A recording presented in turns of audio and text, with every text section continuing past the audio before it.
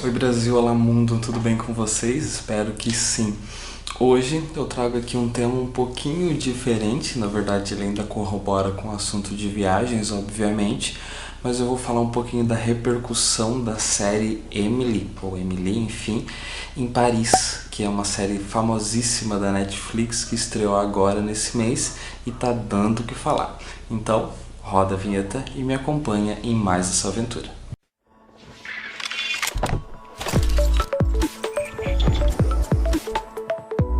E se você caiu de paraquedas aqui nesse canal, vindo da série ou de qualquer outro lugar ou pesquisa aleatória que você estava fazendo no YouTube, prazer, eu sou o Thiago e eu falo sobre viagens. Eu dou dicas de viagem, como você pode viajar mais pagando menos, também dou dicas de aplicativos, falo um pouquinho sobre edição de foto, alguns vlogs, enfim. Falo aí desse mundão grande que a gente tem para conhecer e as melhores formas de aproveitar o máximo dele.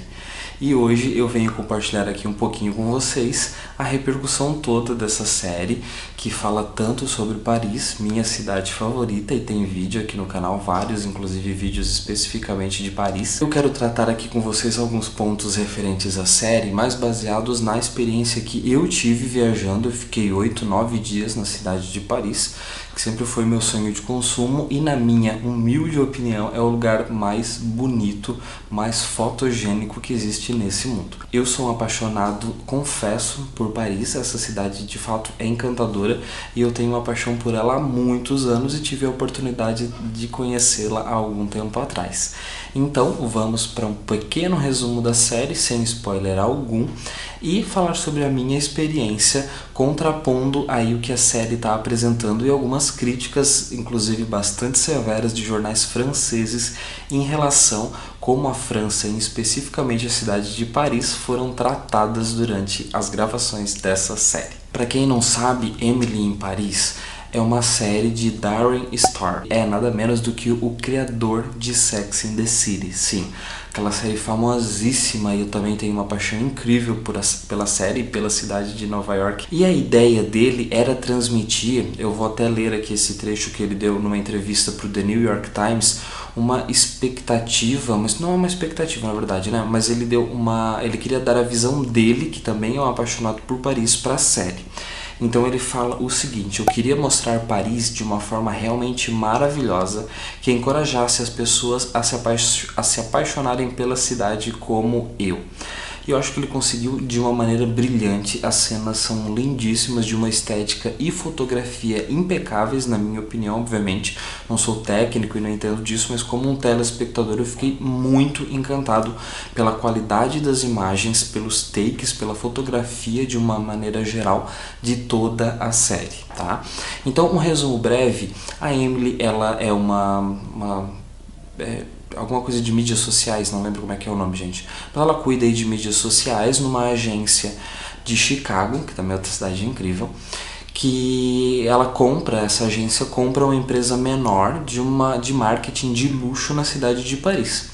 E aí a Emily acaba sendo transferida para essa cidade, que teoricamente o contrato seria de 1 ano para ela trabalhar nesse local. Mas o interessante é que os episódios são curtos, eles têm aproximadamente uns 30 minutos, então é uma série muito rápida de você ver. Uma coisa muito interessante nas pesquisas, sim, eu estudei para fazer esse vídeo, é que muita gente fala, havia muita cobrança do Darren, desse cara que foi o criador da série, de como seriam as personagens do Sex and the City em 2020. Ou, não necessariamente nesse ano, né? Mas de uma forma atualizada. Como que elas, tão fashionistas que já eram naquela época, em especial a Carrie ali, que era a protagonista de certa forma da série, como que elas estariam atualizadas, né, nessa moda aí tão inconstante de hoje em dia. E essa série veio que meio para corroborar com essa lógica de, poxa, vamos atualizar o universo Sex and the City para os fãs da série e também para as pessoas que nunca viram, nem sabem que foi o próprio cara que fez, o mesmo, né, na verdade o mesmo diretor, que compôs uma série e outra, que essa atualização trouxesse uma forma nova de como que a moda é vista hoje em dia, já que a série antiga foi gravada nos anos 90, uma época bem diferente, em um contexto principalmente de estilo de moda. Aqui vem o primeiro ponto que eu quero destacar dentre alguns desse vídeo, que fala sobre essa mudança da Emily para Paris. Ela vai para Paris sem falar francês. E é muito engraçado porque os meus vídeos de Paris, eles são aqui os mais assistidos do canal. Se vocês verem a quantidade de visualizações, eles são os que mais têm visualizações, tá? E eu acho muito engraçado porque boa parte das pessoas me pergunta, ou por lá, ou pelo meu Instagram, se você ainda não me segue, eu tô deixando o endereço aqui embaixo para você me acompanhar também por lá. E muitas pessoas me perguntam: Thiago, você fala francês? Você já tinha ido para a França? Você mora na França? Quem me dera. Enfim, várias perguntas referentes à língua, porque se tem muita notícia na internet, em blogs, em até mesmo vídeos aqui no YouTube, de pessoas que falam que encontraram uma certa resistência nos franceses, em especial nos parisienses, da língua, de falar o francês, né? Que as pessoas vão para lá para turistar, enfim, e acabam não sabendo ou não tendo conhecimento aí da língua. Eu falo francês? Não. Gostaria, estou aprendendo. Mas eu acho super válido, isso vale para o francês, para o mandarim, para o russo, para qualquer outra língua. Quando você vai visitar um local, você aprender algumas coisas básicas, né?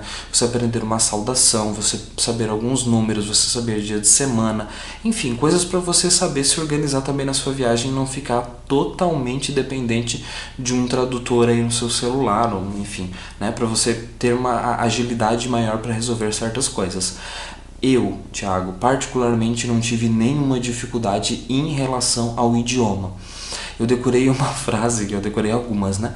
Mas decorei uma que eu usava muito durante toda a viagem, que é: Je ne parle pas français, parlez-vous anglais? Que significa: perdão, eu não falo francês, você fala inglês? Thiago, mas você fala inglês? Me viro, de fome eu não morro, né? Já é por aí, já é alguma coisa. Então ficava mais fácil de você já chegar na pessoa. É a mesma coisa, ponha-se na situação de uma pessoa. Ela chega aqui no Brasil, vem visitar o seu país e ela começa a falar russo com você, achando que você vai saber a língua dela. Isso não vai acontecer, né? Ou até mesmo em inglês, né? A gente sabe que não é toda a população brasileira e que tem um conhecimento legal, que tem interesse até mesmo de estudar um outro idioma, estudar uma outra língua, enfim. Então eu acho super válido você aprender sim algumas coisas. Eles são resistentes? Eu particularmente eu não tive resistência de nenhuma das pessoas que eu falava essa frase, ou até mesmo tentava estabelecer um diálogo com uma ou outra palavra que eu sabia.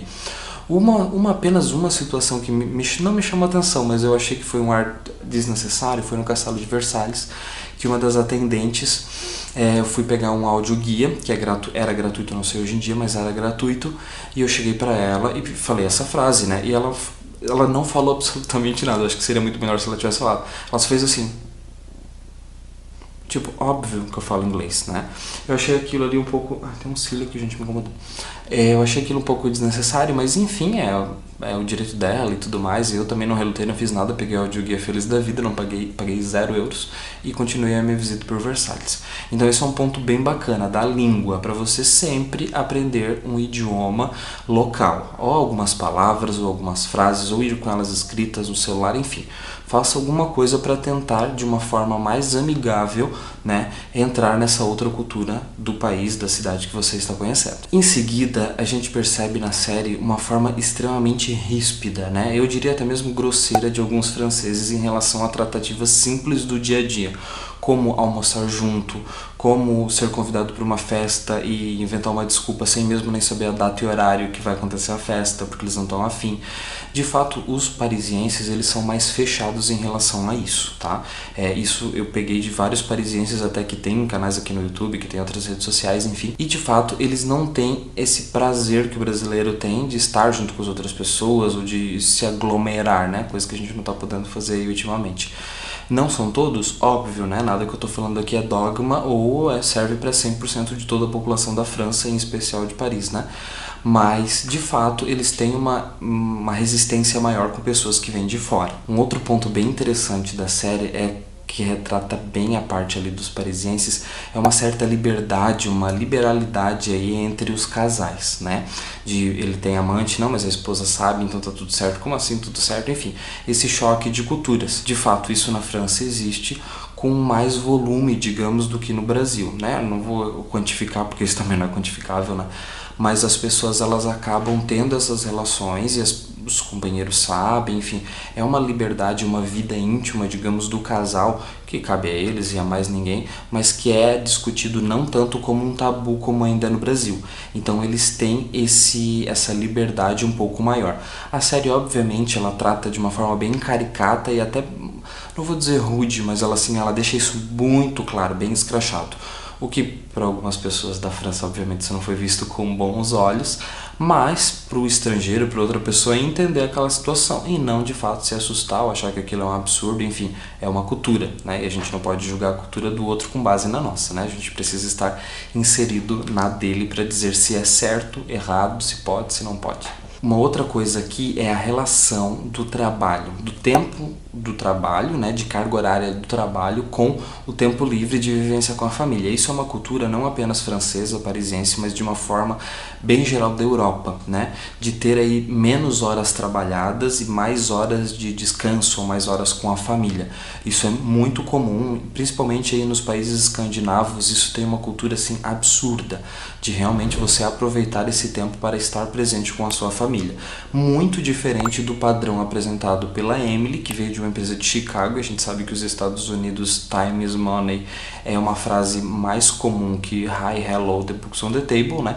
Porque realmente as pessoas trabalham bastante para fazer suas fortunas, para deixarem seus filhos bem, para terem acesso a uma saúde, enfim, por N motivos que eu também não vou enumerar aqui, mas a cultura europeia é um pouco diferente. Então, numa das cenas eles até falam, né, que os americanos vivem para trabalhar e eles trabalham para viver, né? É diferente aí a relação de uma coisa com a outra. E como eu mencionei anteriormente, a cenografia é impecável, na minha opinião. Assim, as imagens de Paris por si só é uma cidade muito bela, né?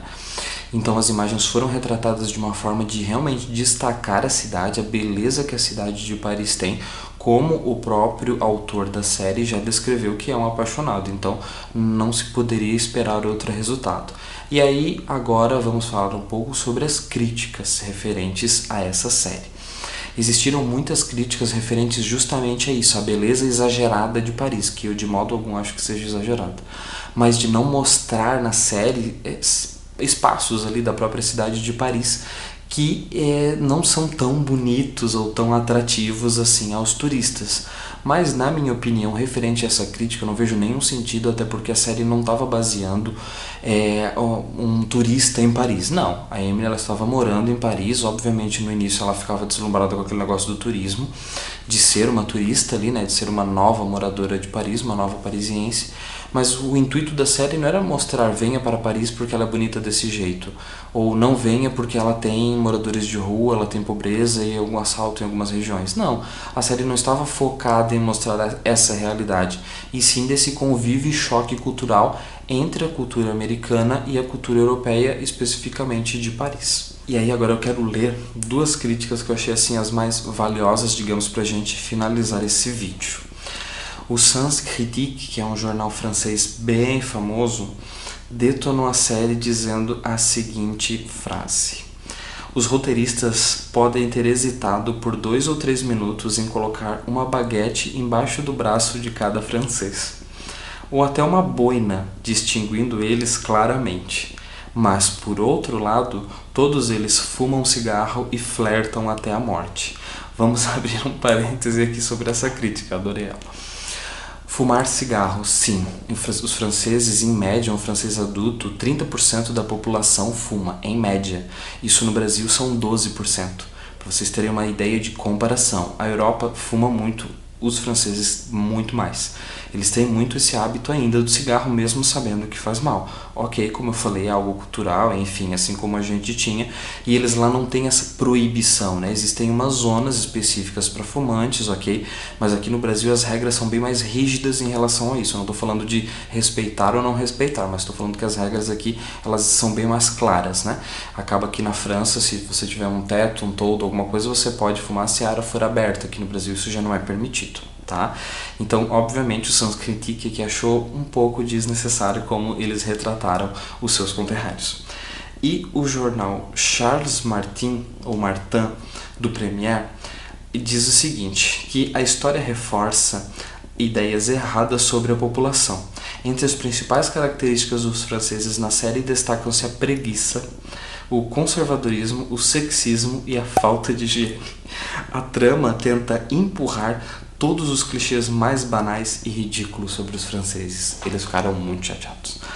Mas enfim, o que eu quero dizer com esse vídeo, com esse contexto todo? De acordo com a minha experiência visitando a cidade de Paris como um turista, eu tive uma experiência maravilhosa. Eu não fiz amigos franceses, obviamente, nesses dias, para poder dizer um pouco mais aprofundado o que é e o que não é verdade. Por fim, eu acho super interessante a série, acho que vale muito você assistir, porque se você é um apaixonado por Paris, assim como eu, as imagens vão te encantar, você vai ver a série, assim como eu, de uma vez só, também, rapidinho, e rezar para que tenha uma segunda temporada, porque eu, particularmente, gostei bastante.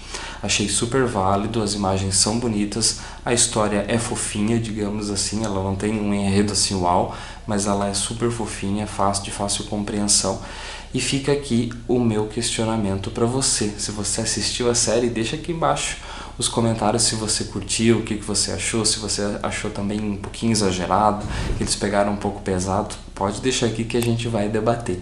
Não se esquece de se inscrever aqui no canal se você chegou até aqui, porque me ajuda muito na divulgação de todo esse conteúdo que eu faço aqui para o YouTube. Curte também esse vídeo e compartilha com as pessoas que ainda estão de nariz um pouco torcido, porque acham que a série falou mal dos franceses, ou até mesmo as pessoas que ainda não viram a série, para despertar um certo olhar diferente nelas. Um beijão para você que viu o vídeo até aqui, obrigado, tchau, tchau.